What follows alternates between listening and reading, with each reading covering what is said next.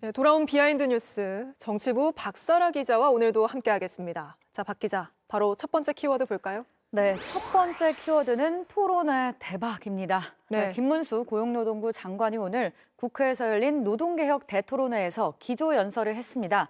그런데 이 토론회가 그야말로 대박이 났습니다. 직접 영상으로 보겠습니다. 토론 주제가 중요해서 오신 거 맞으시죠? 네. 그다음 또 하나는 역시 저 1등이신 분이 오셔서 그런 것 같습니다. 노동개혁하면 화이팅 한번 해주십시오. 노동개혁! 네, 보시다시피 국민의힘 지도부와 국회의원들이 약 60명 가까이 참석을 했습니다. 자리가 없어서 비집고 앉기도 했고요. 의원들이 단체 사진만 2번이나 찍었습니다. 정말 문전성시를 이뤘죠. 60명 가까이 왔으면 국민의힘 절반 이상이 온 건데 역시 지지율 때문인가요? 네, 그렇다고 볼 수 있습니다. 최근 김 장관이 범보수 대선 후보 지지율 1위를 기록하고 있습니다. 오늘 토론회 연설이 사실상 대선 캠프 출정식 아니냐 이런 말이 나오는 이유입니다.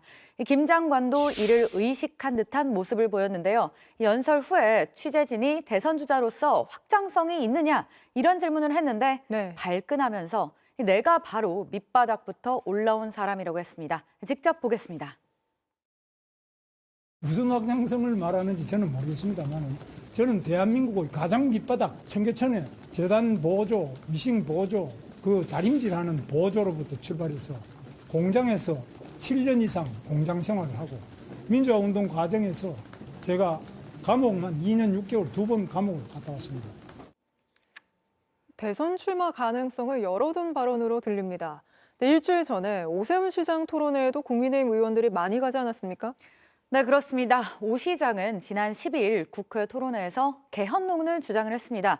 이때도 국민의힘 의원들이 지도부를 포함해 50명 가까이 몰렸습니다. 네. 네, 또 유승민 전 의원도 있습니다. 지난 13일 보수의 심장으로 불리는 대구에서 강연을 했습니다.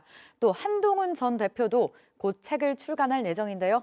사전 예약이 쇄도해서 베스트셀러 1위로 등극을 했습니다. 네. 그러니까 사실 여권에서는 윤석열 대통령 탄핵 심판이 진행 중인 상황이다 보니까 이 조기 대선 단어를 입 밖에 내는 것조차 금기시되는 분위기거든요. 하지만 정작 대선 주자로 거론되는 후보들은 사실상 대선 행보에 줄줄이 나서고 있습니다. 또 여당 의원들은 이들이 가는 행사장마다 우르르 쫓아다니는 모습이거든요. 알겠습니다. 사실 앞에서는 이 조기 대선이 웬 말이냐 하고 뒤에서는 사실상 조기 대선을 준비하는 이런 모습인 것 같은데요. 바로 다음 키워드도 볼까요? JTBC 뉴스를 시청해 주셔서 고맙습니다. 저희는 저녁 6시 30분 뉴스룸에서 뵙겠습니다.